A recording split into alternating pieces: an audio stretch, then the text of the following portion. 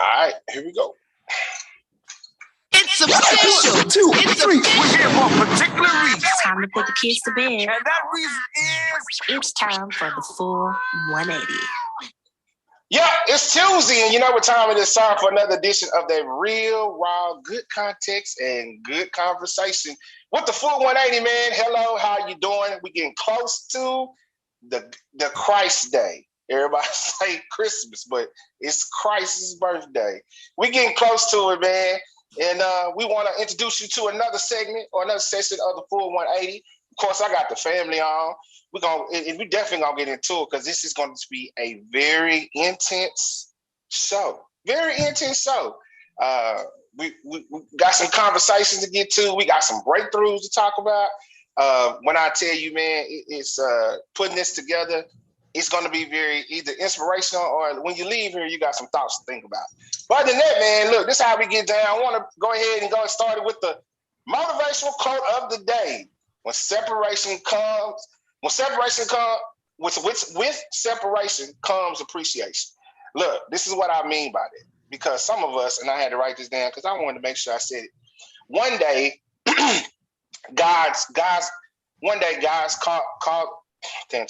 One day, God causes us to be very real with ourselves and see that we are the problem, not the trivial things we nitpick about, wanting things our way, etc.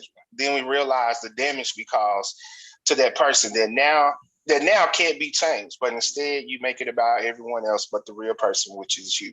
So when I tell you that is like, I want to say, I'm going to use that as our mission statement for the full 180, because that is definitely some of us on here. I can raise my hand up and say, yep, with separation came appreciation for certain things that I did not appreciate, and the things that I appreciate more now within myself that I've grown from. So, man, I let that sink in and let you enjoy that, man. Of course, let's get to the show, man. I got my people in the building. None other than my big brother, DJ, legend, in the building. Of course, the man, my dude, none other than Mr. Clinton, the mayor, Baker, is in the building. And my sister's here. That's right. South Oak Cliff's finest mama. She is my sister and sister, Miss Tamika McCoy. And you know we cannot have the show anymore without our own personal dictionary.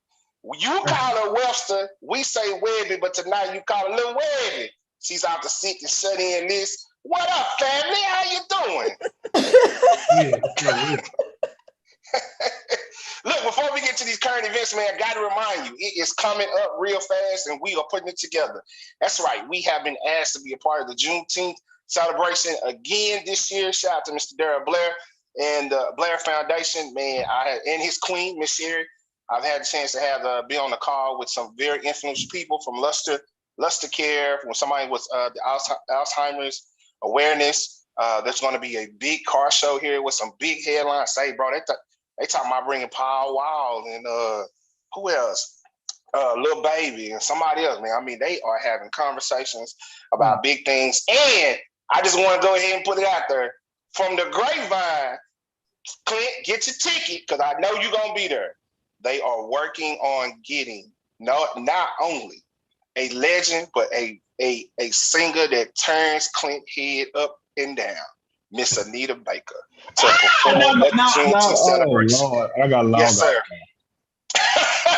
they are working on. Yeah, they are working on her. They're working on who else? Ro James and somebody else. So it's not in stone.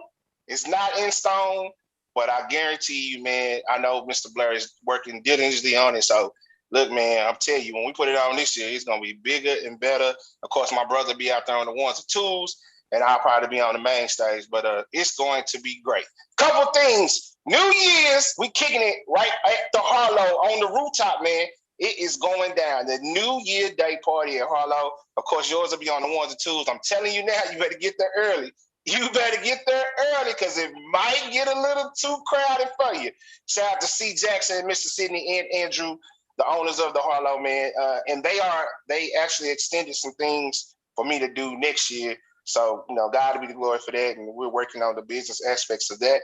Also, Clint, what are we doing Saturday?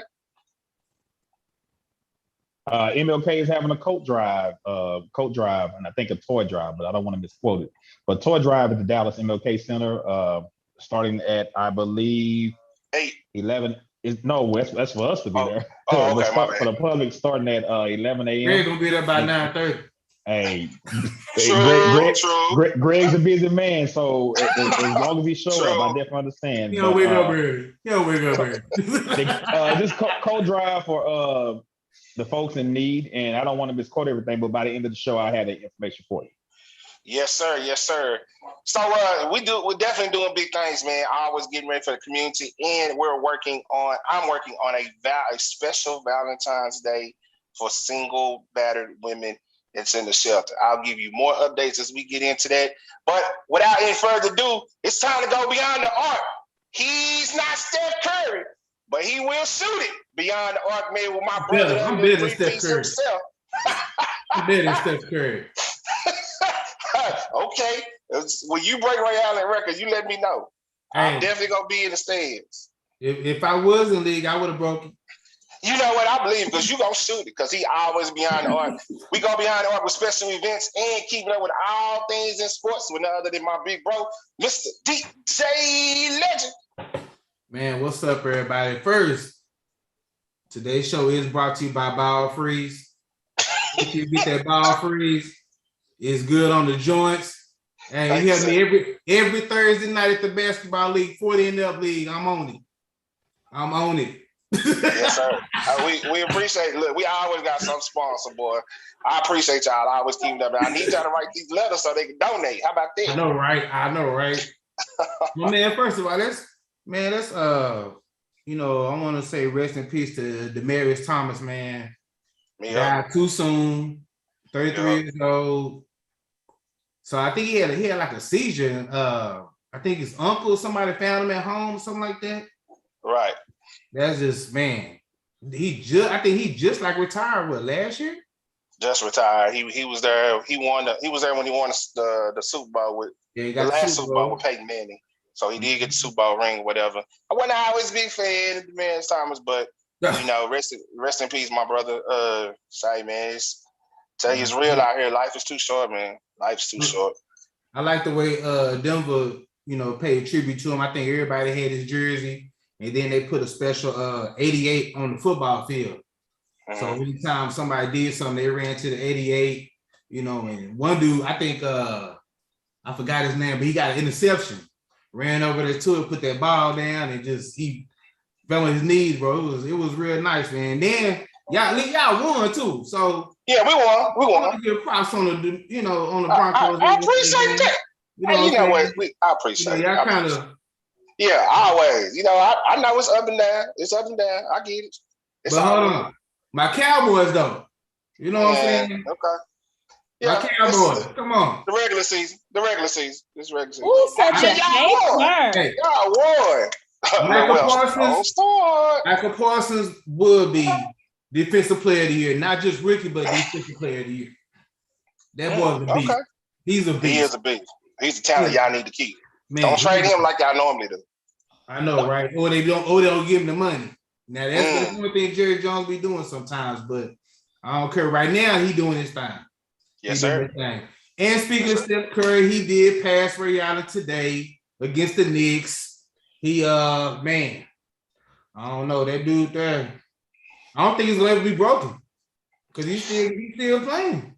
I mean, he called with it, bro. That's all I can say. I mean, you can talk about him, his height, you talk about what he don't do. This people criticize talking about he don't play defense, but he changed the game.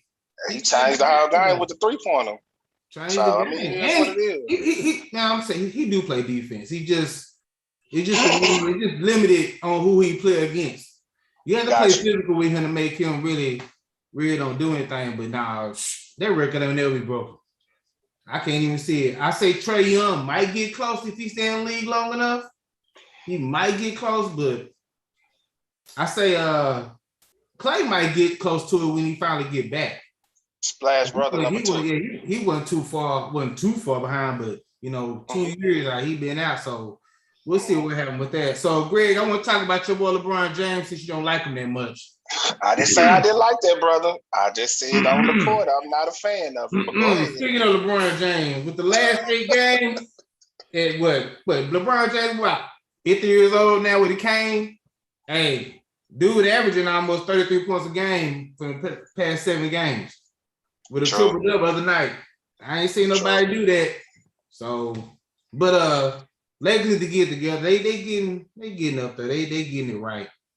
But I don't know, man. We'll see what happens with that with the NFL, with the NBA. Then with the NFL, 37 players on the COVID list.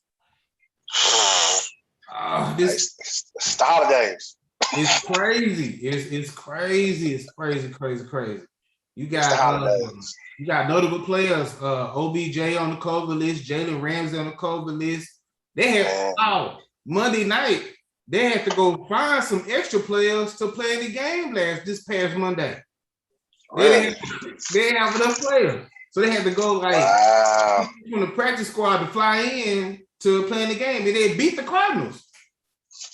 Man, that was a good game. That was last night too. They slid in just in nighttime. Yep. With the replacements. Yeah, that's crazy right there. But hey, we'll see what happens, man. But just just a little quick sports, little stuff going on, man. Let's get to this. Well, hey, real quick, guys. Don't forget, 11 a.m. Saturday. Sock plays in the state championship. And that's right. Duncanville. So definitely plug that in. Definitely gonna be there front and center. Yes. AT&T Stadium. Yes, right there. Kick off at 11 a.m. Go Bears. We're going to snow it out. We need the city of Dallas to come and represent. Yes, ma'am. Get past the South Oak Cliffs, the Carter Cowboy. Get past all that. We're doing it for the city now. Doing it for the city. We're bringing it home for the city. You know what? As a DISD employee, you right. I'm here for it. They got knocked out round 1. It's okay. And most importantly, for those who don't understand, as far as with South Oak Cliff, those young men playing on their football team, they all got about a 3.0, 3.6 average in school. Yes, so they're not just playing football. They also student athletes. So that's right. Hats off for that. That's right. And please tell them how we know that Clinton Baker, because we do what? We do research. We have to go too far because I'm gonna go ahead and testify my baby is a sophomore on that team with a 3.3. So it is real, it is valid. So yes, shout out to them boys. They have put in the work. They have put in the work. That's good. I'm definitely excited about that. They deserve it. They deserve it. Yeah, because they beat the top team last Friday. They done knocked out the 3. The last 3 games have been really big games. Where like 44-10 or something like that. Yeah. They done showed up and showed out. Games. They're not playing any games. Alito, Everman, Lovejoy, big games came in. Oh, they beat Everman? I didn't know Everman was even in it. Yeah. Everman had a pretty good team. They was all right. Right. And I know Alito always have a good team. They rezone every year to make sure they can get out the top player, just like the team in Houston. I want to say it's Den Ryan. I don't know what it is. But not Yates. That's in Den. You talking about No, I'm talking about the school in Houston. There's a school in Houston that you talking about Yates. No, not Yates. Yates ain't never here. It's another squad. I can't think because they played Cedar Hill one year for the championship. I think they played them back to back, if I'm not mistaken. I can't think of them, but 2 of their running backs went to Oklahoma. Matter of fact, went to Texas A&M. Okay. So yeah, I do remember that. So yes. Man, I mean, we'll be working, but yeah, man, my support, everything go out to them brothers. Not the fact that I want them to win, but the fact that you actually see examples of good student athletes with GPAs that count, not just, hey, can you pass me? All right, so my head definitely go out to them because I know that's hard work. If you ever played high school sports, you understand, boy. The morning's early, and then kudos to you, big sis, for being a supportive mother. You and the king have been supporting your son and everything that he does, and even more now. So that's a big deal for y'all. Y'all, you need to pat yourself on the back for that because that's very rare these days. You know what I'm saying? To have that same household parents in support of their kid without, without any beef or drama going on. So Y'all are definite examples to me. I know it ain't always perfect, but I am going to say, I know it's a progression. So definitely good job about that.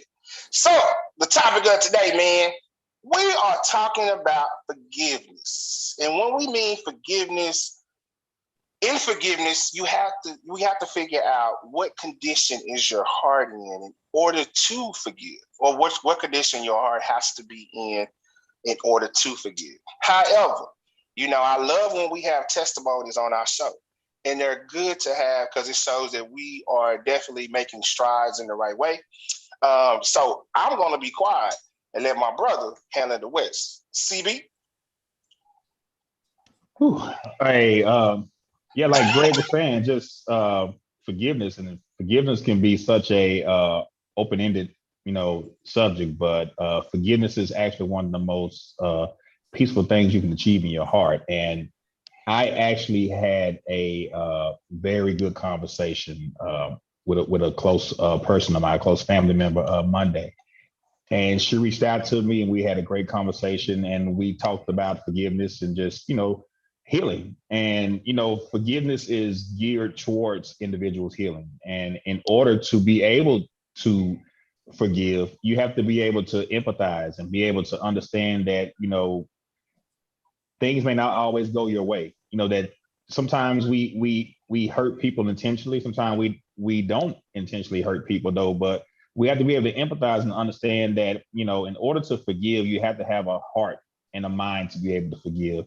And when you do forgive, sometimes, things don't always work.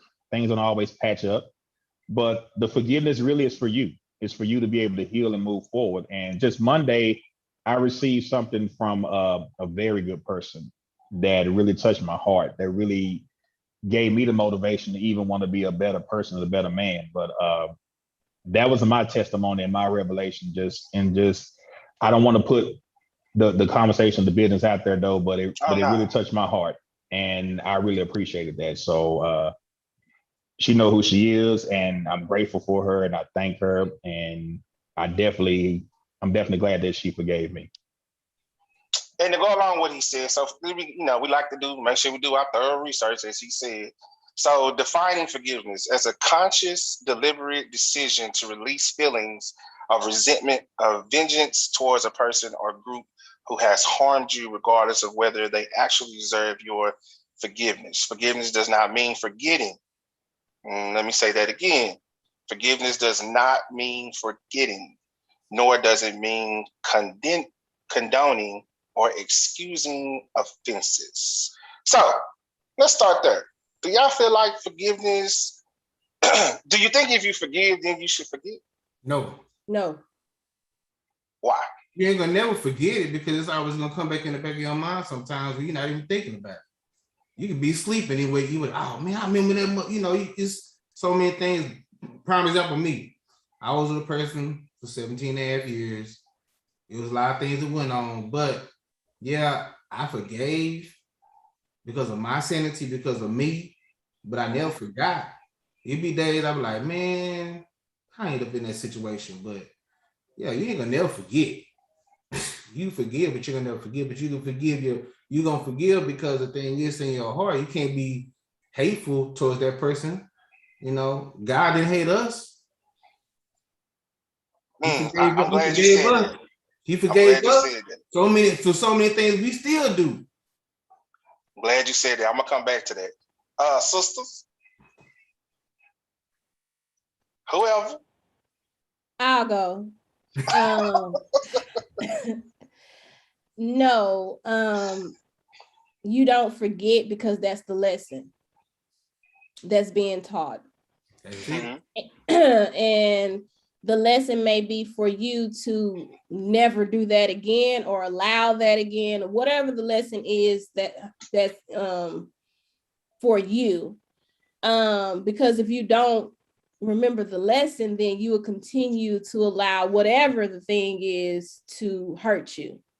Like when you touch a stove, it's hot, it burns you. So you remember the lesson that it taught you, oh, it's hot. So I'm not going to keep touching it and burning myself. That's why you need to remember the lesson of whatever it is that hurts you. So I'm glad you going last, Tamika. I mean, sister, because you're married, and I know marriage is a progression because I read somewhere that you can be married in 30 minutes, but you won't know what marriage is. Marriage takes almost 30 years to even be married. So when it comes to forgiving or forgiveness, what do you think? It's definitely a work, a daily work in progress. It's not easy because sometimes you can feel, and when I say sometimes, I'm speaking for myself, that there could be, and I'm not speaking in terms of infidelity or anything like that, but just a simple act of just living, and you make a mistake consciously or unconsciously, and your spouse may feel betrayed, so to speak. Like, I know you knew better than that. You know, where did that come from? You know, that type of thing there. It definitely can build resentment if you don't forgive and truly forgive, not the cliche forgiveness. Oh, it's for you and not for them. You know, okay, miss me with all that. But to authentically forgive someone, that's a daily intentional act. It's not something that you can take lightly and think that you're actually going to benefit to get on the other side of the forgiveness. Like it's a daily struggle sometimes. You know, I tell my husband all the time, I love you, but right now I don't like you. You know what I mean? Say it again. That you have done, like, man, he don't even think it's anything wrong with it, but I'm just like, well, come on now, but like he said, it's a progression. And I know it's sometimes when he probably like, what have I done? You know, because with me, I know I'm a handful. You know what I mean? Like, you know, my mouth, it ain't no different. It ain't no different than the household. I mean, it is what it is. So it's definitely work on both parties. And sometimes I find myself meditating, like to try to talk myself through the benefits of forgiving. But I find myself at certain times right back where I started at point A. So that lets me know that I still have some work to do to heal myself. And I'm not speaking just from in terms of the cliche, it's better for you, it's for you, it's not for them, you know, yep. Miss me. I'm like, I'm talking about some deep soul searching, because I'm the type of person, yeah, I can forgive you, but I'm still going to be distant from you. Like, I'm going to be cordial. I'm not going to be disrespectful, but you're going to know that there is a wall up. So is that truly forgiving? Oh, so I'll answer, then y'all can answer the question too. So forgiveness and then forgetting. I believe when I'm married again, I can't forget. I have to be quick to forgive and be slow to anger. I know that's cliche, but the reason why I'm using that is because when I forgive, I'm going to have to be able to forgive her in that moment and move on. I spent too many years holding grudges. I forgave you, but then excuse my French, I'm dry-by fucking. I don't want to talk to you. I ain't got 2 words for you. Don't touch me. Don't do nothing. I'm wasting ample time that I could be doing something with my wife. And I don't want to do that again, which is why I say the 180 comes from. And if you're trying to reconcile, I think you're going to have to forget sooner or later. You got to make amends with that and keep it moving.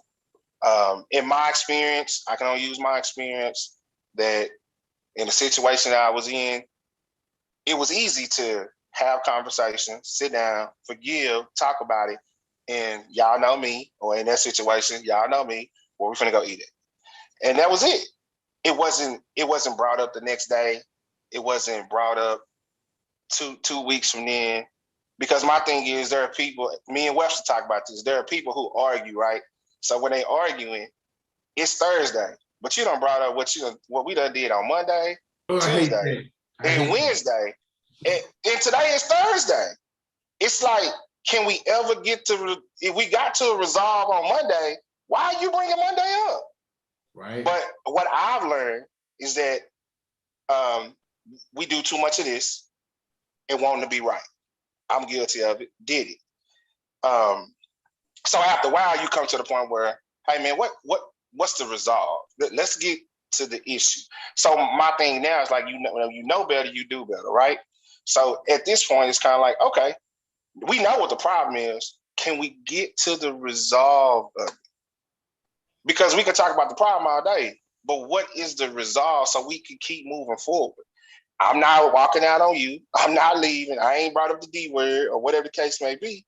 So let's move forward. Let's figure it out. And if we don't figure it out today, that doesn't mean we failed the relationship. It just says we failed today. So we get up tomorrow and try. Go ahead. Anybody else? Clint?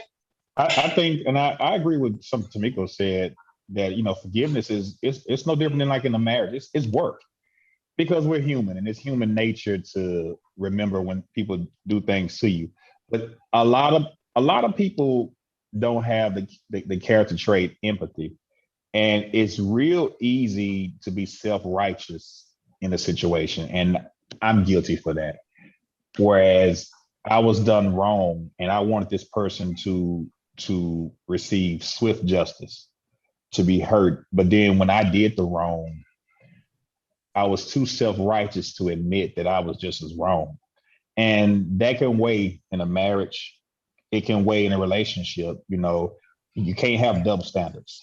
If it's wrong for one, it's wrong for the other. And one of the biggest mistakes I made was becoming the very thing that I despised or accused that person of.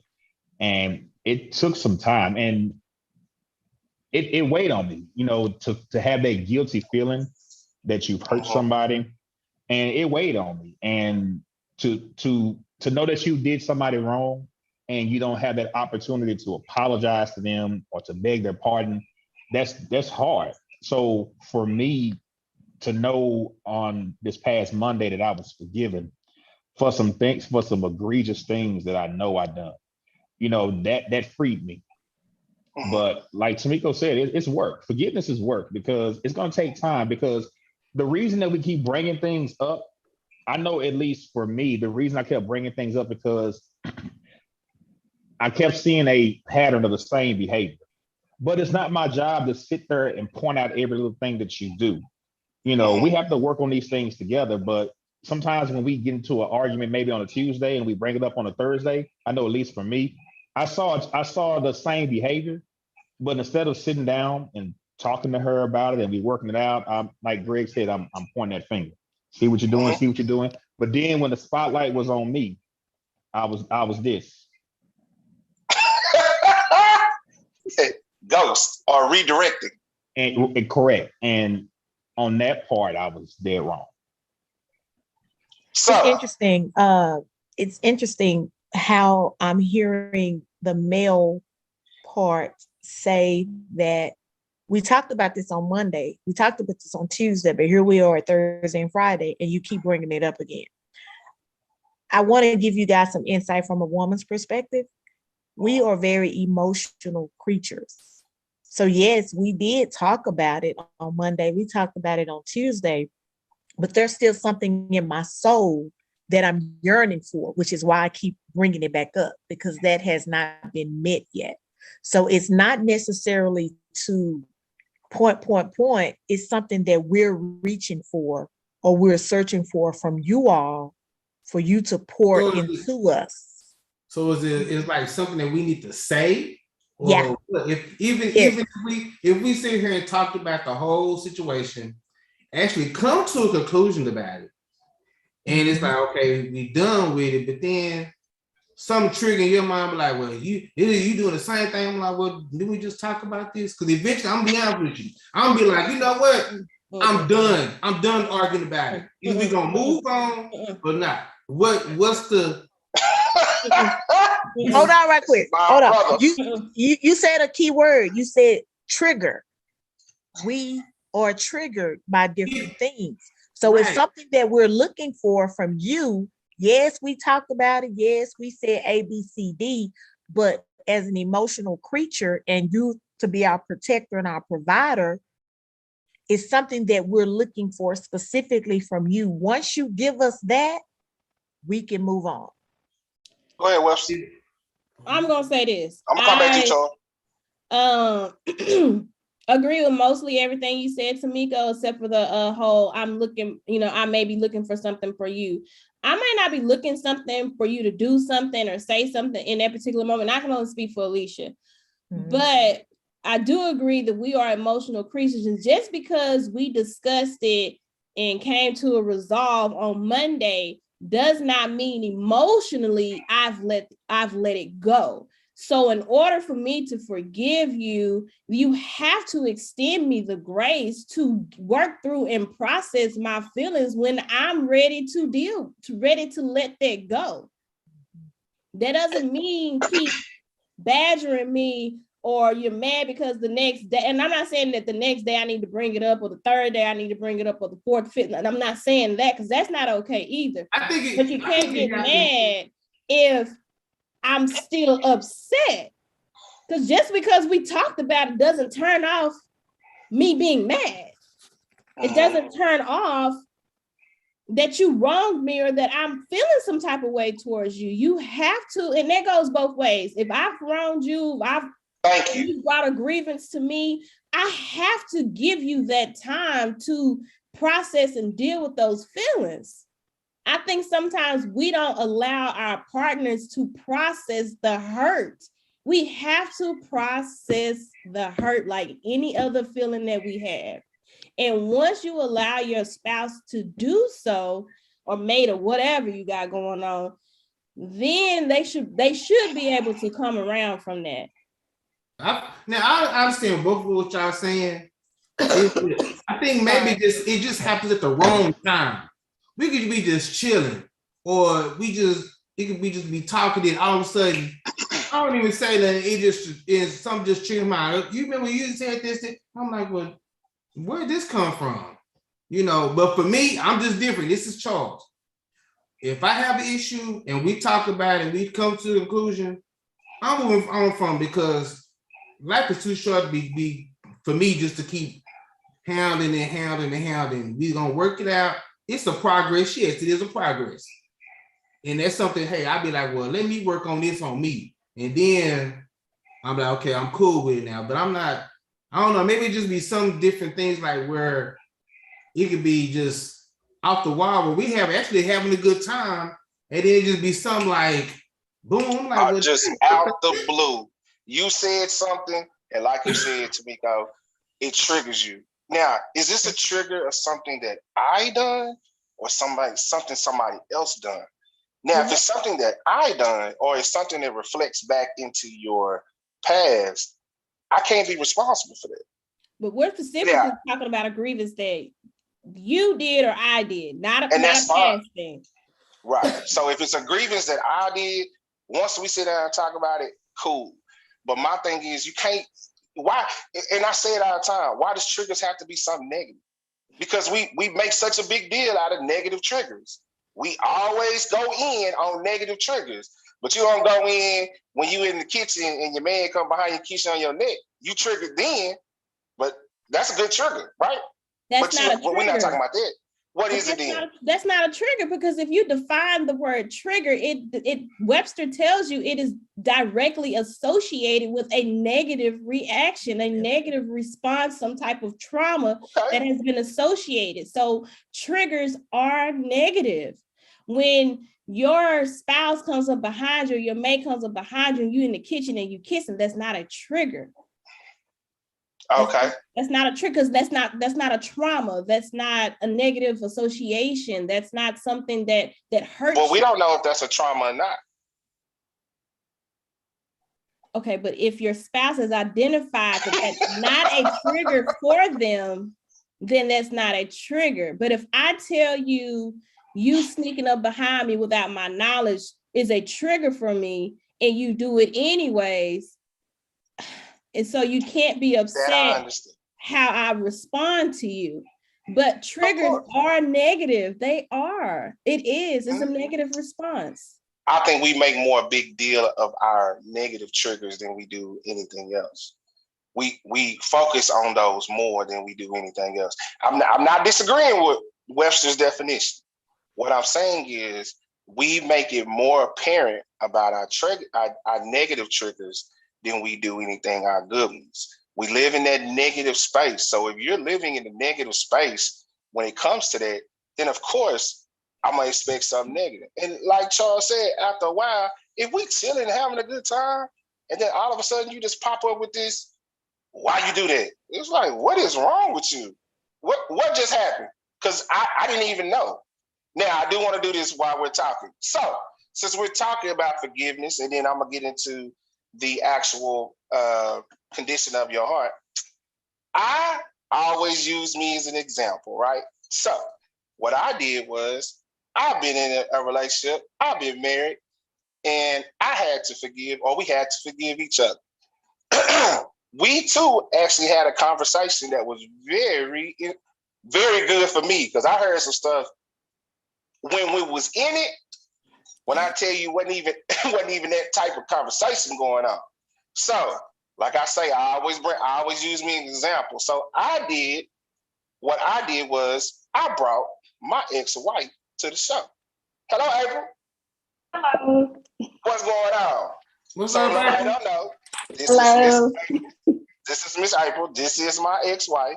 This is the one I say that we went round and round, 32 rounds all day. And she was instrumental of me stop walking around that tree and get into my own 1A. So we had a conversation.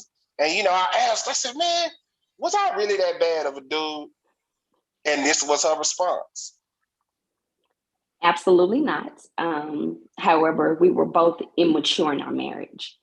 We did not know the true definition of marriage. We were eager to leave and not wanting to fight hard enough for it. And we realized that thereafter. So, and yet, when we actually left each other, I normally tell people, at some time, we end up calling each other, forgiving each other, or apologizing to each other back and forth about certain things that we did. Go ahead. Because I don't think I'm making this up. Okay, so my apology was, I was expecting things from you that you were not aware of. For example, you didn't have any children. I came into the picture with 4 children, and I was raising my niece at the time. So I expected you to be a parent, and you didn't even know what being a parent was. I expected so many things from you. However, I didn't give you the opportunity to learn how to do certain things. True. So it was some things that I learned, some things that I had time to think about and not put everything on you. True. And vice versa. There was things, as I said earlier, that I did not take on myself, such as I would shut down and not have any conversation if we got into an argument, because it was just like, I was like, Charles, I'm done with this. I don't want to talk about it. That was wrong. There were, in the kid aspect thing, that was very touchy, because at that point, I didn't know that, well, let's say she came from a situation that was a little toxic. So when I came in, I didn't know everything that was going on, but I don't think we had enough effective communication to have the conversation in order for me to find out. So I would know, okay, this is what this is what that is, or whatnot. We both were trying to figure out the whole thing when it came to marriage. I thought I knew, because I grew up 2-parent household. I'm not saying mine was the best, but I had my grandfather and my grandmother. Neither one of us are passive at all. But yeah, at all. But she was trying to figure out how to be. She told me she was trying to figure out how to be a wife, because she really didn't have no example of how to do it. So it was a lot of turmoil, only because we weren't talking. We were talking at each other and never talking to each other. And in the midst of that, after we left each other, we end up forgiving. But when we had the conversation, she was like really dropping some nuggets about forgiveness and what it is that she went through and the things that she thought about after she had time or whatever. And that's why that's why I want her to be on here, because I always say I'm a living example, so why not use me? But I do want to ask this. So when you're trying to forgive, do you think? Well, let me ask you. What do you feel? What do you feel about when it comes to triggers? And then what do you feel about when it comes to forgiveness? Can you forget? Absolutely. Can you forget and forgive? Okay, go ahead. And why not? I won't forget. However, I can forgive you, but I won't forget. Okay. Because it was something that was done. It was an action, or it was a thing. It was something that was done. So no, I won't forget. However, I can say that I forgive you, but I have to truly forgive you. And if I'm continuing to bring it up, I haven't truly forgiven you. That's my perspective of it. So what do you think when it comes to triggers? Do you think I say that we enhance our negative triggers more than we enhance our positive ones? Of course, Webster has given us the definition. She said triggers are naturally negative because they are dealing with a trauma. Absolutely. Okay. Yes, and I go through that now with triggers, different. There's a different thing that a person has done from past trauma. That's a trigger that will make me go the other way. It kind of puts you in the mind of how people can, when you hear people say you went from 0 to 100 because something was done that triggered you. Is you like, no, absolutely not. That's not happening again. Let me go on and dead that right now. Go the other way. Absolutely. Exactly. That's what it is. But sometimes I think we give people the attitude so like she said, these are triggers. Well, if I don't know what your trigger is, and this just happens out the blue, I don't understand. And I know me and her went through that. It was certain things she did. I'm like, what the hell is wrong with you? But later on, I didn't find out that was a trigger until after we split and left. But if we would have had the conversation then, or it was done up front, then maybe I know how to handle it a lot more better than what I did. But isn't it crazy? Isn't it crazy? I'm apologizing, Greg. That when you in the heat, when you, it's like a football game. When you on the field and everything's, when you in the middle of the marriage, you don't even see those things. But when you're on the other side of it, when you're on the other side of the fence, or when you back on the sideline and you can look back and review, and just listen to you and April talk, that hashtag growth. Just to listen to you and April be able to talk about it and be on the other side of it. And I'm going to assume that y'all are friends because the way y'all sound, y'all are good friends and y'all learn from it. But I'm going to ask all y'all a question, and it's pertaining to me too. Do y'all think people are worth another chance or a second chance after they've been through something? Depends on what it is for me. I'm a grudge holder. I can't lie. That's something What? I wouldn't think that. And I ain't Scorpio. I'm a Leo. I'm a Leo. Leo. But it's nothing to be proud of. Crazy, but I'm just being honest. Like I hold grudges. Like that's where you'll see me kind of standoffish. I don't have any more words for you. Yes, people do deserve second chances. But it depends for me. Like, for example, I had a girlfriend that we were never like good friends or anything, but you call someone else bad mouthing me. I can't get past that. We can't rock. We can't rock. Like you can't trust them. I can't trust them. Exactly. So we can't rock it on any level. When I see you, I go the other way. Situations like that, I don't have anything for you. Okay. Yeah. One second, sis. Let me tighten up the bolts a little bit. Okay. Let's get outside of friendships. Let's get outside of family. Strictly pertaining to relationships. Okay. Do we believe that people are worth another opportunity? Relationships. Are we speaking infidelity? Period. Because this topic is on forgiveness. So who am I to measure y'all level of forgiveness? Because I know for sure, in my personal experience, I have forgiven some people for some egregious things. So we gonna ask tough questions. Let's go ahead and go with it. The younger me would say yes, and it's not necessarily because I forgave you. I think the younger me would forgive because I didn't know my worth. The older me, when you come to infidelity, it's over with. Like, no, I forgive you, but I will no longer be with you.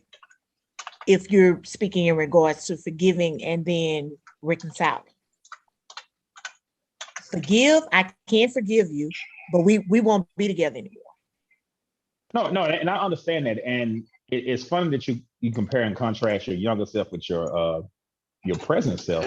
It's weird because when we're older and we've been through the experience, of course, we're more cautious. We have more tools. We're matured. We understand the difference between certain things, and we have more of a guard. But given the fact that I'm an older man now, and I actually truly understand what forgiveness is, I would probably be more apt to give another opportunity now versus back then. Because back then I was probably doing it based off of young love and infatuation. And it's kind of like what Greg and April was saying, how when they were younger, they were immature in their marriage. So it's, when I like to think that we're all the best version of ourselves so far, because we're still a work in progress. And, when you know better, you do better. And everybody, like you said, sis, everybody has their line in the sand. For some it's infidelity, for some it's disrespect. It just depends on that line that you just cannot allow that person to cross. But when we're talking about forgiveness, like Greg brought up in this segment, how far are we willing to forgive? That's the question I want to see. That are we willing to forgive so much that we can look back and say, you know what? Let me reassess the situation. I'm better. I'm strong. I can do better. Let me go back and see if I can. We don't have to pick up where we left off at, but let's start anew. And I'm gonna go along with Clint and say the reason why I could start anew, if there was ever an option. Well, let me put it this way. I think my biggest fault that I have is that I give too many people grace when I know, and then as soon as I do something wrong, the grace is never given back. So then I'm looking like, so I forgave you. I heard what you had said. I heard you out. And this is like what I didn't do in my marriage. So it's like, okay, this is the new me. But I've heard you. I've heard you out. I forgave you and ready to move forward. But when it's on me and I've done something wrong, the grace is never there. All I keep hearing is what Charles said. Oh, what you did wrong. What you did wrong. What you did wrong. So my question, after a while, after I hear all that, my question is, how do you value me then? That person hasn't forgiven you. Yeah, they haven't forgiven. That person hasn't forgiven you. And sometimes we don't forgive people. You don't forgive that, or that person doesn't forgive you, or you don't forgive that person. But in the retrospect of it, after you take, like I said earlier, the quote that I use, with separation comes appreciation. Then when the person is no longer in your life, then it's like, oh, damn, you know what? I messed that up. And Greg, it's funny you say that because, the mistake that we all make as humans is we match energy. I'm so busy worried about, okay, well, eye for an eye, tooth for a tooth. You got me, I'm going to get you. When I need to just stay the course and be who I am. Because I can't control what you do. I can't worry about how you choose to deal with me. I need to be able to stay on that path of integrity. And like you said, if separation really brings about appreciation, then what are you appreciating? What you had, or are you appreciating what could have been? Because some people are just with people because of who they well, I've said this to certain people. I was like, some people deal with me because of the benefits.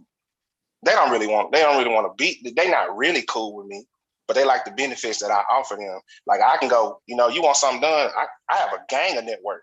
I can make it happen. Or I know who to talk to. So Greg and April, let me put y'all on the spot if y'all don't mind me using an example. Okay. Let's play along, y'all. I'm going to use Greg and April as an example. In my opinion with relationships, and I learned this at an older age, you really only have to get it right once. Mm-hmm. And if we only had one chance to get it right, we would all be a lot more careful with how we pick our partners and how we move. And I like to think that April and Greg I know Greg very well. Greg is very confident, very high on himself. I like to think April, too, in retrospect, is very high on herself as well. Absolutely. And if you two only had one opportunity to get it right today, would y'all give it another opportunity? Hypothetically speaking, I would. Greg? I probably would too. Okay. But that's only because the old us could not work. The Correct. new us, as we got mature, this could work now. We was a beast when we was together. Now, we'll go toe to toe with each other. But if you come around, you're going to get your head cut out. And we've done that many a times. But we could never figure out how to work with each other. Because either she was trying to be right, I was trying to be right.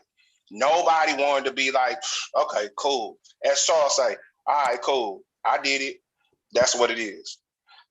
And Clint, you said something to me about anger. It's a scripture in the Bible. I don't want to misquote it, but you said it to me earlier today about being angry, and then not. I'll let you see. Don't let the sun go down on your wrath. And what that basically means is, biblically they say you got a day to process your anger, but you don't go to bed angry, and you don't wake up with that same angry spirit. And so it says in scripture, don't let the sun go down on your wrath. And a lot of us is guilty. I know I am. I was mad at my ex-wife and woke up the next morning with even more hell. And no fault of her own. I chose that anger, but that was the scripture. Yeah. But yeah, so my thing is you choose to stay mad. It's a lot of things that we continue to choose, but you never choose to work it out. You choose to keep bringing up old stuff. You choose for us to keep going through this cycle. And Webster said it earlier. You need to understand when Clint say it's not always going to be your way, it's not. It's a two-way street. And why do you ever want to? I don't ever want to be in a relationship where I'm getting my way all the time. And I say this for this reason on. In my past relationship, my thing was she was everything that God needed her to be. She was never what I want. Because there are certain when I say that is sometimes I don't even know what I want.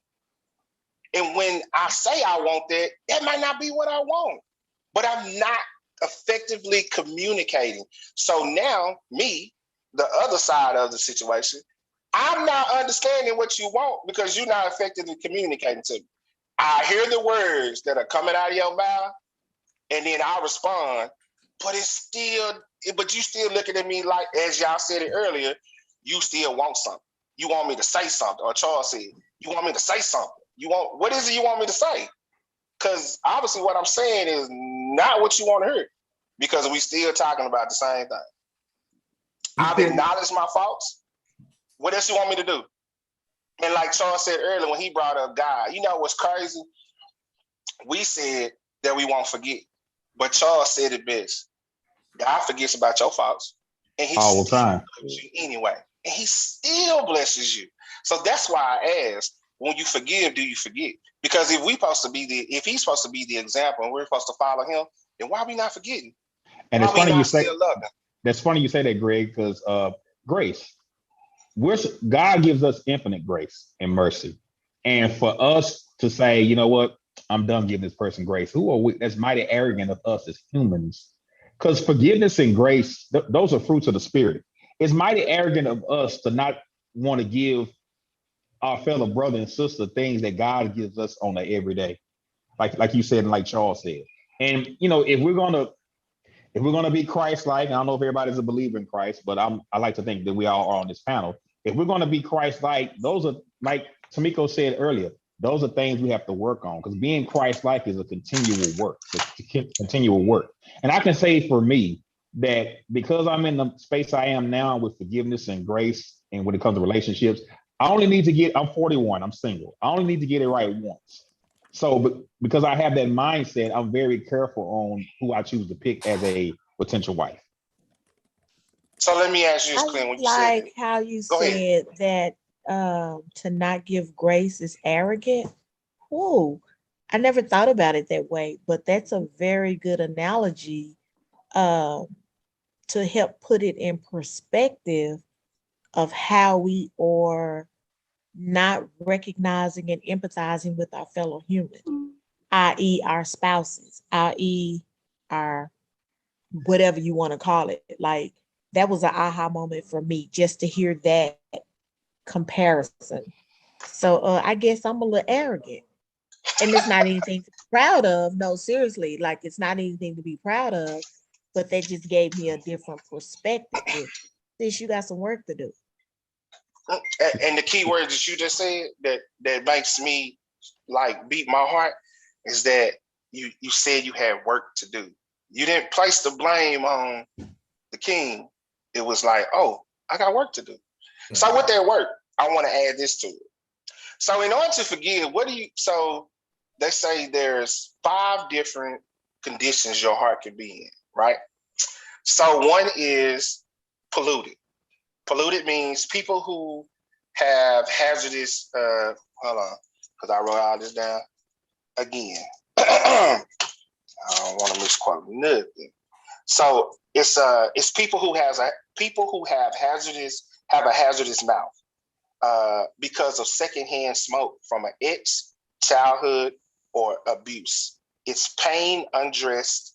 It's pain, comma, undressed pain becomes your personality. Okay. So then you have a thirsty heart. A thirsty heart is somebody who pours into others.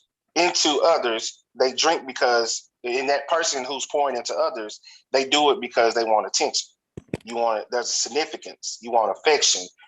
You want somebody to see your side. And then that leads you into having an empty heart once you poured all of you out.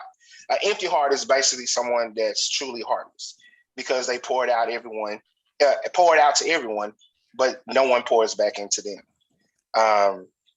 They have basically no emotions. Then you have a broken heart. A broken heart is that you treat them with love, but consistently surround yourself by a wall. Mr. Miko, you said that earlier. The dangerous thing with the walls is that nobody can get in and nobody can get out. I want you to remember that. Does not matter how much people pour into you because there is all the boundaries. Right? Yeah, boundaries issues. I.e., we ask people, why are they taking it like that? I didn't mean it, or this person is saying it. I didn't mean it like that, or everything you try to put into them, or the love you try to put into them, compliments and the encouragement, they never receive it because they're broken. Right? People with broken hearts will break your heart. They will break you. They will break you because they are dealing with with bitterness themselves. Some people can be a whole glass that can quench your thirst, but be the same glass that can cut you. This causes them to bleed all over people, even a polluted heart, an empty heart, and a thirsty heart. Right? So that's a consistent bleeding that has not stopped. Then you have the end of it, which is the last one, which is the whole heart. God wants us to have a whole heart to pour into others, and so he can pour into us. God wants you whole because a whole lot of work he needs you to do, but he can't have you do kingdom work.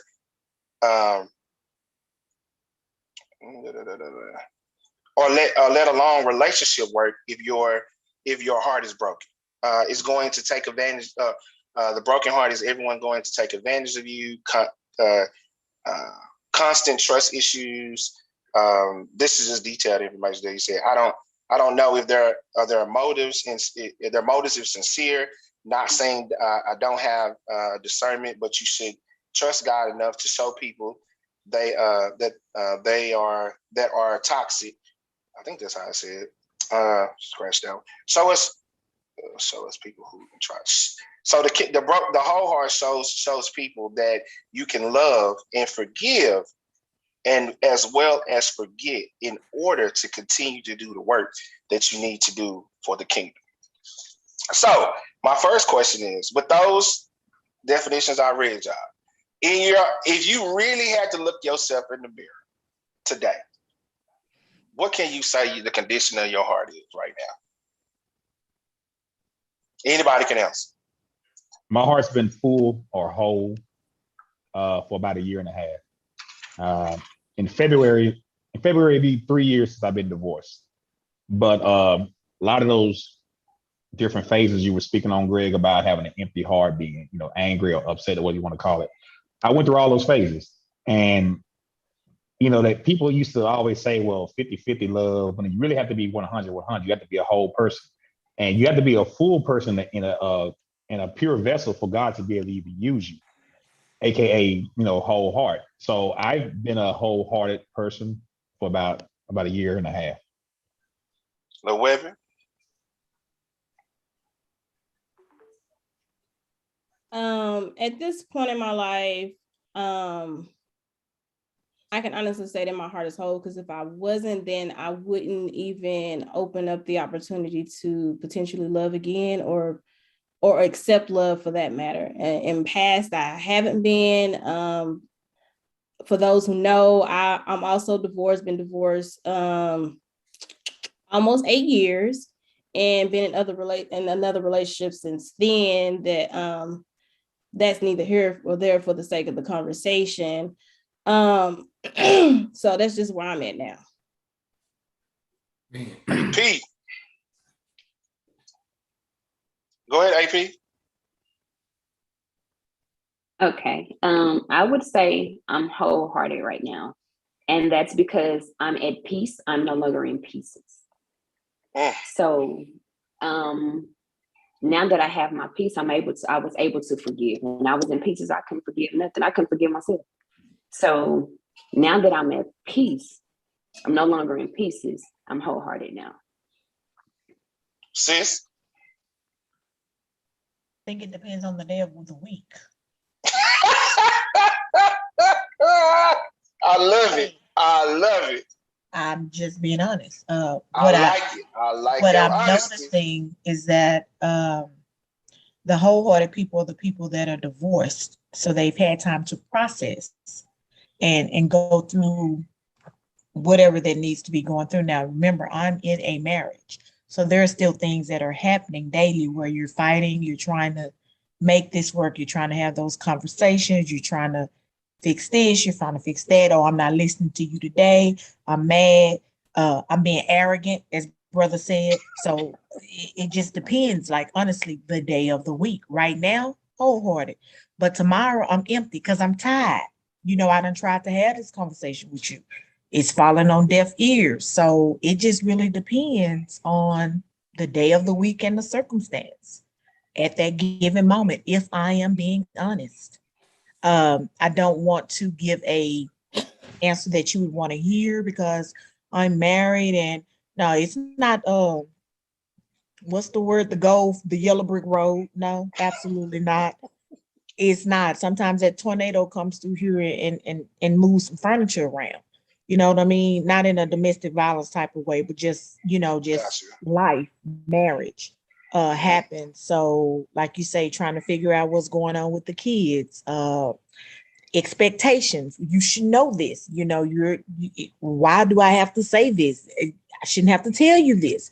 And he's, like I say, he's probably thinking the same thing about me sometimes. Like, what the world? I don't know. But yeah, I would have to say it just really depends on the day of the week that you ask me. Caesar. Ooh, man. My bad. Nah, you good, bro. Nah, you good. Nah, you know what though, G? You already know what I went through. Yep. In the past year. Yes, sir. And I say I fulfilled myself because I'm back to who I used to be. And yeah, I forgave that person. I truly forgave that person. And I actually called that person and forgave them for anything I did, the stuff I did, because I wasn't perfect. But now I understand the triggers. I understand the love language now. I didn't know that in the beginning. I was just gonna go there. And that was the first thing we talked about when we had our conversation. I never learned your love language, but you didn't learn mine. So now, for me, when I did go to therapy and went to, and I still see my therapist to this day, I feel like I have fulfilled myself because now I'm with a person that our relationship is easy. We're committed. Even though I live here, she live in Kansas City, we committed. And it's like, and it's crazy. And it's like hey, if a trigger happened first, she tells me and I listen. If a trigger happened for me, I tell her, she listen. And we talk about it and we make sure we try. Well, me, because I ain't gonna lie, I'm kind of slow. But I try not to enhance that trigger again, but just help and support. And that's why me and her, we've been together for a year now. And Greg, it's been so much fun. We have conversation. I could be myself. She could be herself. We have our days, but we sit down and talk about it when those triggers do happen. That's good. I'm going to answer, and I'm going to go back to, I'm going to ask y'all another question. So I'll answer. I would say I'm going to say I'm whole. I don't know if you could be whole and polluted. So I'll be honest and say that sometimes I'm polluted. I'm still quick to forgive people and give people grace, but sometimes I could be on the fence, because my thing is once I see, and I'll tell anybody this, or Webster says it all the time, she needs somebody that she can rely on. The first time we go through changes and you talking about you done, see, when you say done, that sounds like divorce. I'm done. Because see, I'm not gonna play that game. I'm not gonna play that game. I've learned from that. Me and April on this computer on Zoom right now had that issue, and we both used that word too many times. And I think I told her, "Hey, this is not a revolving door," because I'm telling you now, once I'm gone, it's a wrap. Because I've done it. I've came back. We tried to work it out. She came back. We tried to work it out, and like she said, at the time we were just immature to do it. But I think now in my mindset, I'm whole because I want a partner. I don't want a wife. I want to help meet. And let me explain it. Help meet. Help meet is the function. The wife is just the title. So if you can't do the function, then you can't be my wife. But you could be a forever girlfriend if you choose to be. I'll do you one better. I don't even want a girl. Because my thing, wife, like you said, Greg, wife composes of all those things. A wife is a help meet and all those things. And the thing we're starting to do now, it's almost like eating a salad. We like to pick out the pieces of the salad we don't like. And with being a wife or a husband, it's a sum of its parts. And it's no different than the Holy Bible. If one thing in there is a lie, all of it is a lie. And we can't sit here and pick and choose what we want in a husband or a wife, these days. And I commend you, Greg. I really do, on your growth. And me personally, like, I don't even want a girlfriend. Like, I'm shopping for a wife, real talk. And I'm not doing any dating. Whoever this woman is that God brings in my life, we're going to be strictly friends. We're not spending the night over each other's house. We're not doing any intimacy. We're not even kissing. We're going to be friends, because you have to have a foundation these days. And I heard you say, Greg, when you were saying about you and April, how y'all didn't really know each other. How do we get to know each other? We have to have some type of friendship to fall back on, because like Tamiko said, it's times where she doesn't like her spouse at that period of time. He probably feels the same way. But when you have those moments when you're in those low valleys, what do you have to fall back on? You gotta have that friendship that y'all can at least still laugh while y'all doing this struggle in buggle called life. So you gotta have that friendship. So the first thing I'm gonna do, I gotta be a friend to it before anything else. Yes, sir. I definitely agree with that, friend. And you can't say there's not a foundation built if you're not helping build the foundation. If I'm building and you keep cracking it, then what the hell are we doing? Now, with that being said, when you're doing the foundation, my other question is, when y'all are talking to your queens and kings, do you talk to them in the correct language, or do you talk to the food that's inside of you? Talk to them in the correct language. I want to kind of go back real quick, because for me and Kenyatta, I'm glad we was friends first before we became boyfriend and girlfriend, because we had to talk, we had to learn each other. We didn't see each other, we had to learn each other. I think that really helped our relationship out, because we had to talk. We had to bring up things. We talked about our past to each other.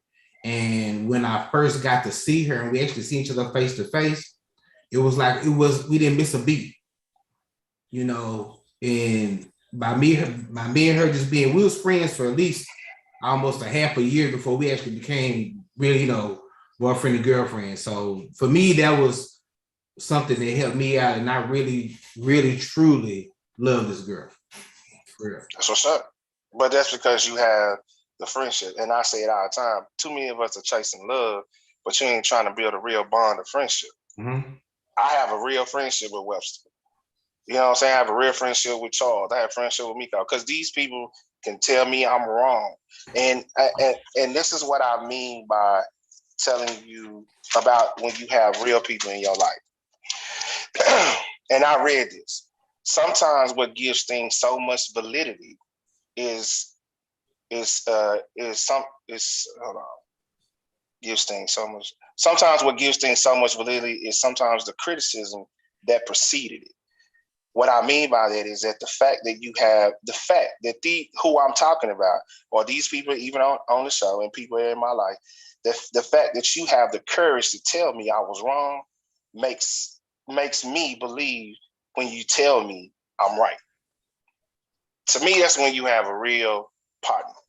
When you can have the courage to tell me I'm wrong and don't hold no shots, no nothing, then when you tell me I'm right, it makes me feel like, okay, I am right. Because I value your opinion and what I do. Now, going back to the language. So sometimes what I realize, and I'll use me and April because April says, when I used to talk to April, I talk to the food as in April. And that's the reason why I got talked back to like a fool.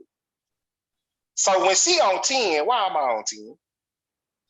I give y'all a prime example. I'll never forget. We was sitting outside. She was in the car with the car door open and the garage is up. We in the backyard. We are at the top of our lungs going back and forth with our whole argument. And of course, now it's like hindsight 2020. There's no way in hell she was listening to anything I'm saying. Because her thing was, you ain't finna talk to me crazy. And I definitely ain't finna talk. And like Clint say, we are confident people. You ain't finna talk to me crazy. But as I've gotten over and got past it, now I understand I can't talk to you on 10. Now, disclaimer. What I will say is, you can't keep poking the bear and think the bear ain't gonna bite you. Don't do that. Because see, now I think you insulting my intelligence or you trying to belittle me. Don't do that. If you want to talk to me, talk to me. But don't talk to me like I'm beneath you, because I'm not. And you're not beneath me. We can have a conversation. I don't have a problem with it. I think I can have a conversation with any people on the show right now. And we can get to a resolve. Me and Clint almost came to blows too many times. But he know like I know. That same smoke he got, same smoke I got. You have to learn how the tone of a conversation. You have to learn how to, if you're on 10, I have to know, okay, chill, and vice versa. So you can have an effective conversation, a healthy argument. I had to learn, and there's a such thing as a healthy argument. I didn't think there was, but there is. That learned through my counseling that I still go through. So there's a tone that you have to have as well. And then with that being said, and then y'all can respond. I want to hear what y'all got to say, not just me. But I've heard this gentleman say that, as a man, sometimes being direct is not always an attack. And I want women to understand it. I know I'm direct, probably too direct. But being direct is not always an attack. Sometimes what I've learned, even watching my mother, she circles around the issue. I'm trying to get to the issue. Like, what is the problem? Let's talk about I don't care about these sides. Let's get to this meat. Oh, so that's the issue. I don't care about all that cussing you doing. That's cool, whatever. Well, what is the problem? Then once we get to the problem, my thing is I can assess it from there. And then now I'm asking questions. Well, what do you mean? And I say that because I think, and me and y'all can correct me, but I think sometimes as men, I know it could come down like a machete, or like somebody is telling you what to do or whatever or not when we're being direct. But when you get angry, it makes us feel misunderstood. And my thing is, if you want me to be straightforward and let you know what's on my mind, but if I can't talk to you in a straightforwardness and I'm feeling misunderstood, then it's like, how do we effectively communicate with each other? Well, because I'm sorry. I think a lot of times, I think a lot of times we try to predict what the conversation is going to be. And it's a disaster before we even start, because I'm already thinking ahead of what I'm about to say, not even listening to what the point is that you're trying to convey to me. So therefore, I'm trying to beat you to the punch. So I've deleted, eliminated anything valid, anything of substance from the whole conversation, because I got to one up you, which goes back to what April said with the healthy arguments and the healthy conversation. That requires work. It's not something that you're just gonna roll over with one morning and say, baby, you know what? I shouldn't. Yeah, we might come with the fluff stuff, but at the end of the day, it's going to be deliberate actions and reflections to help us get past the hitting below the belt. Because I know me, I'm A1. I'm coming for you, the juggler. Like, you did what? No, we're not going to. You know what I'm saying? So that's real. That's real. I like that. And I definitely agree with what Sis just said. Some of the biggest lies we tell is the lies we tell to ourselves. And it is so difficult to be able to understand somebody. Like I said earlier, I was labeled being self-righteous. And when you really believe your own hype, it is hard to receive anything from anybody else. So like what April was saying, you can have a healthy argument, but when you're trying to prove a point, you don't give a what the other person's saying, because you're going into business for yourself.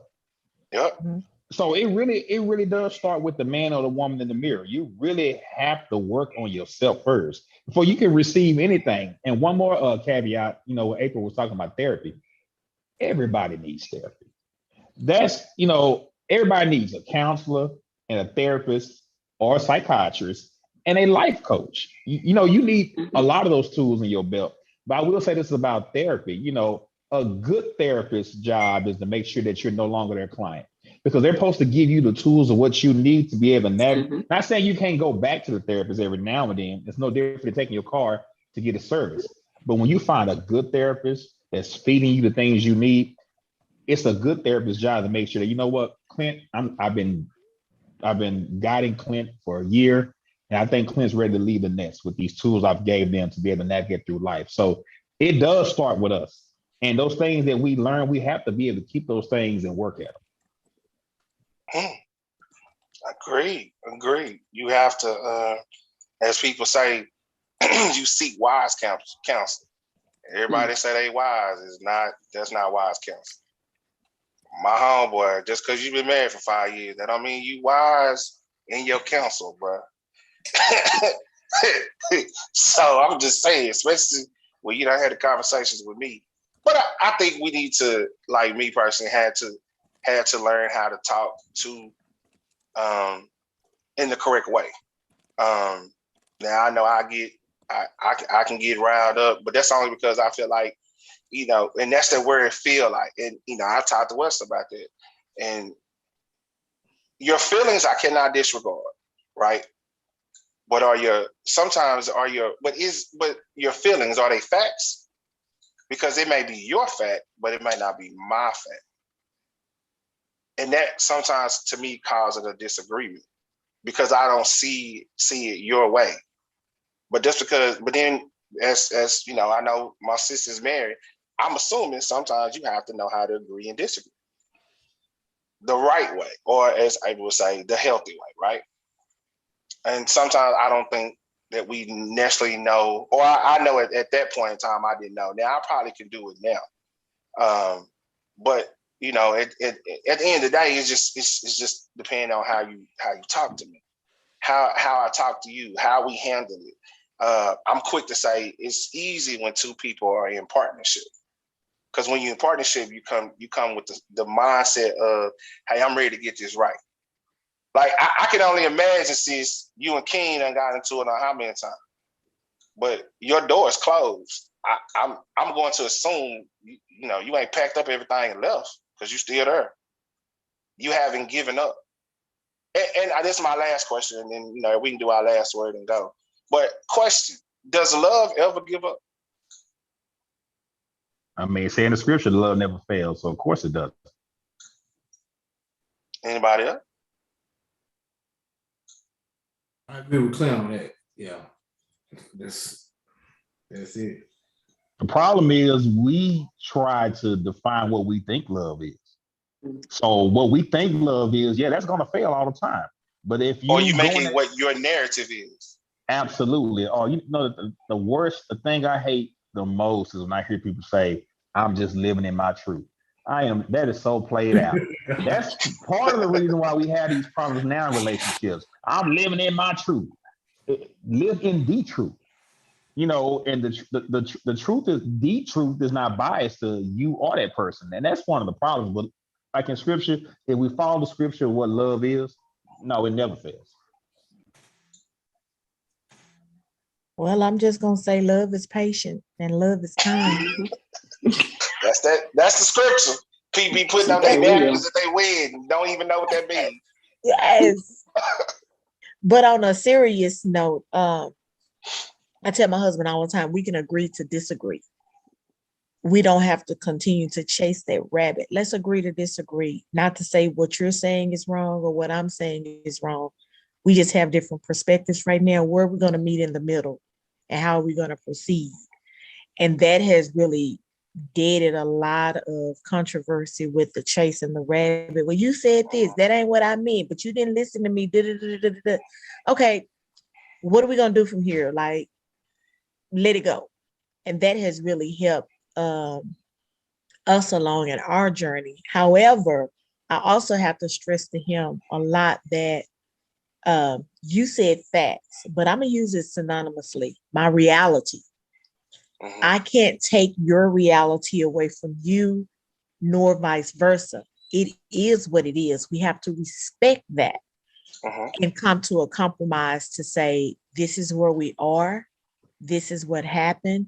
What made you upset about it? How can we fix that the next time? Like you say, I have a problem with people trying to talk to me like I'm beneath them. You insulting my intelligence, or you said one thing, but then you try to be technically correct, but that ain't what but come on, I can make an inference. You can make an inference also, that's what you meant, but you want to play this little cat and mouse game. I have a problem with that.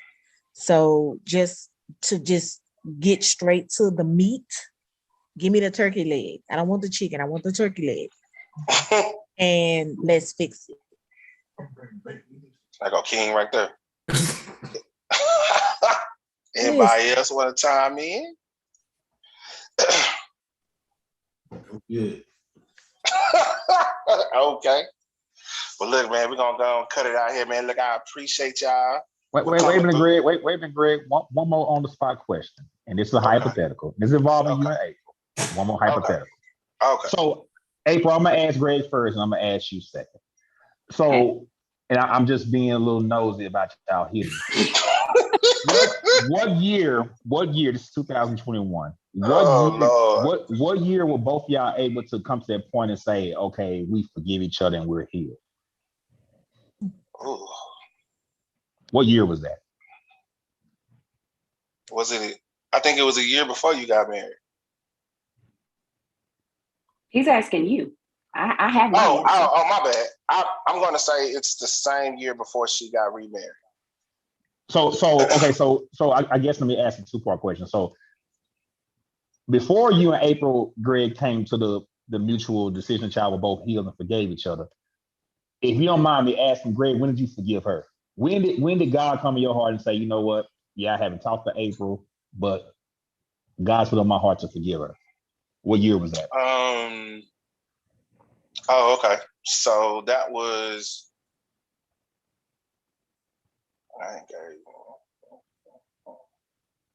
2021. I'm gonna say 2000. maybe the end of 2018, going into 2019. Okay, in April. Mine was 2017. Okay, so April, you forgave him first. Okay, so when did you two have a conversation and y'all both were able to verbally say we're healed, we're past this, and we forgive each other? About what, a year ago? Okay, so 2020. Okay. Mm-hmm. One more question. I'm not being funny. April, are you married? No, I'm not married. So you're single? Absolutely. And Greg, what's your relationship status? If you're I'm not married.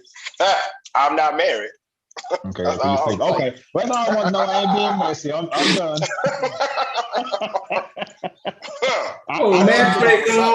Matchmaker. Thank you up for something, bro. I think I'm gonna get a call later on the night though, so I'm waiting on it. Yeah. I don't know. You go, man. Look, let me tell you something, man. When we were able to forgive each other and have the conversation, it was just, as Charles say, it was seamlessly easy, and it wasn't no pointing the fingers, and it was this, it was that, and we seen what the areas were. Actually, I was about to be engaged when before we had it, and when I got engaged, she sent me a message saying, I'm glad you found love. Da da da. Woo. She was already remarried at the time, and I mean, it's been seamlessly cool. Now, do we talk all the time? No, but I mean, just like today, I was just like, hey, you know what? We doing this show about forgiveness. We forgave each other. What you got going on? See if you can get on. She was like, okay, cool. So, because when we talked, she dropped a lot of gems that, I was like, wow. She, as we say, Clint, and I want you to get a definition before we go. As we say, we're on the other side of hurt. Ooh. When you're on the other side of hurt, and what I mean by other side of hurt, I'm not looking at people and being like, ooh, you know what? You act like this person, you act like that person. And in order for me to be engaged again, I had to be on the other side of hurt. That woman taught me so much about what it takes to actually be in a real relationship. That's why I appreciate her so much. Taught me so much, because I was in it and I said, women still do this? Many times. When you go against your family for the dude that you with, that says a whole lot. And I wasn't even in the wrong. It was because of what somebody else did. But they was being overprotective. I get it. You don't want nobody to hurt. But she taught me so much on how the aspects of how to go into a partnership, how a friendship oversees what love is. And if you got a true friendship, you can have true love. And it goes to that scripture that what you said. You're very slow to anger. You don't go to bed with no wrath, because the conversations and the disagreements are like that. Not telling you what I know, I'm telling you what I live. So I'm always appreciative of that. But this is what we do, man. Like, last comment of the show, man. Last word. I appreciate everybody on here. I hope individuals got something. I hope you got something to take back with you to think about, talk about, whatever, whatnot. Even to think about for yourself. I will say, sis, I love you when you're on here. The fact that you married and you're so real and raw, and you are an example to me that the things that I go through now are going to the disagreements, the conversations or whatever, they don't stop. But then you are an example of don't give up. Don't run away. Have a conversation. And if it don't work that day, have it the next day. But still work at it. Still work. So, sis, your last word. Shoot, I just look like this. I don't like you. I'm just saying. It's work. That's all I can say. And I have not mastered it. And truly want to thank brother for that nugget about the arrogance, because I never made that connection. But that was a very good analogy, and I'm going to keep that at the forefront. So when I have that moment, because one thing I don't like arrogant people, and I don't want to be what I despise so much. So thank you for that. That was my nugget for this session. Yeah. Yes, ma'am.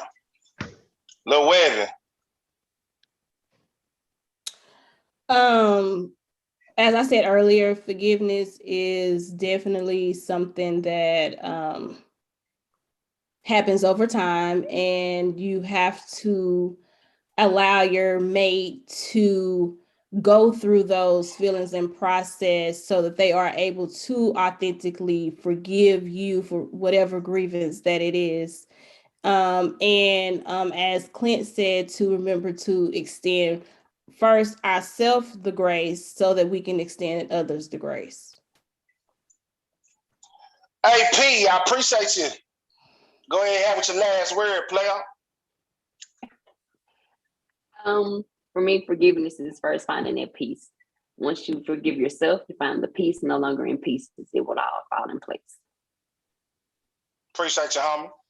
Clint B, the mayor. Well, definitely forgiveness to me is allowing God to come into your heart and your spirit and just give you a small glimpse of what he gives to us.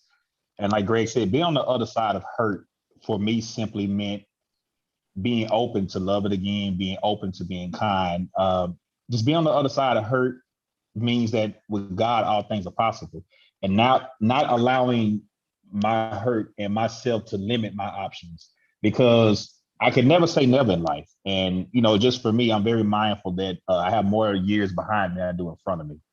And just whether it's getting back with an ex or being with a woman that I never thought I would even want to be with, have anything in common. If I have the understanding that with God, anything is possible, then anything is possible. I'm not going to limit myself for that. So for me and Greg, being on the other side of hurt is just being open-minded to receiving what God has for us. And one of the reasons why we started the 180. Absolutely. Cecil, not last and definitely not least. Big bro. Man, this was a good conversation with everybody. With forgiveness, being on the other side of hurt. I'm on the other side of hurt because I had to forgive from the 17 and a half years when I was with that person. It just, I've grown because I went through that, and like with the therapy thing, I always talk to Greg about, hey, people just need to have therapy. You got to have that person to talk to, not your friend, not your cousin, you need someone that don't know you, that's gonna give you tools. Like Clint said, I'll give you the tools to make sure you grow, because you got to work on yourself before you can actually be with somebody else. You can't, if you're not fulfilled with yourself, you can't be with nobody, because you got to fulfill yourself first. You got to love yourself first. You got to be by yourself first. You got to date yourself first. So, and that's what I learned when my process. I had to learn how to date myself first. Like now I can go out, be with myself, chill, do everything. But it's, those are things that I've learned that person has shown me the tools to work on that, to be able to do that. And man, shout out to our therapists. Right. I don't see it like I would. Hey, I'll probably see her maybe like 3 or 4 months from now. I don't see her like all the time now, but I still see her because I had those days where, hey, what can I do this? What can I change this at? Where can I do this at? And that mercy and grace is powerful, man. Lord forgives us, so why we can't forgive everybody else? And my last word is, don't forget. My bad. BioFreeze. BioFreeze. Brought to you by BioFreeze. BioFreeze, man. Hey, I'm telling you, saved my life when they caught. Tell it. Oh Lord, yeah, I love it. Shout out to man. License Roy and Bree. They had some things to do. That mom's always on duty. So shout out to them. They'll definitely be on at the first of the year. My last word is, look, second chances. There's gonna be a time you want one. So remember, it's good to give somebody else that same grace and mercy. You're only gonna get 87% of somebody. The other 15%, that's the grace and mercy that you owe them, because they're not gonna do everything right all the time. They're not. If you don't do anything else, be healthy with your communication.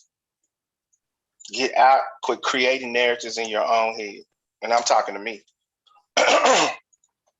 And continue to understand, if God loves, his love don't stop for you. So why does it stop somebody else? You want to talk about being in a relationship, you want to talk about this and do this. My thing is, I like Miss Tamiko being on here because she's an example of me. My grandparents was an example to me. Wasn't everything peachy key with them, but they never quit. They never gave up on each other. They didn't give up until we put them in a casket and put in well, we didn't bury him, we cremated. My mother should have, they clowned her for so many things because she stayed. My father wasn't the best, but that's my dad. He wasn't the best, but she stayed. And I never forget what she said. She said, I stood there and took them vows, and what I said before God and everybody else, I meant that. So, and Clint says it best. You can't worry about everybody else. You got to make sure you do the right thing. Look, man, as I say, faith and fear can't dwell in the same place. And while you're on this side, always remember to love, live, and laugh. Think big, believe in God because he believes in us. Hey, man, we're going to take out for the holidays. We wish you a great Merry Christmas, a Happy New Year, and we'll get right back on in January. To all my people, all my fam, man, y'all have a good time. Stop. Let's get this in at 11 a.m. We'll be at the MLK handing out the coach drive. I'll get that on there. And, me and Charles are somewhere in the neighborhood. DISD will be on vacation in 3 days. And to everybody out there, understand you're not damaged goods. You just went through a damaging situation. You just got to be able to learn the lesson and keep moving.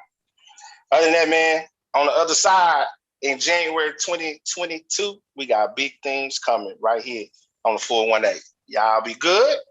Have a good night. April, I know somebody who available.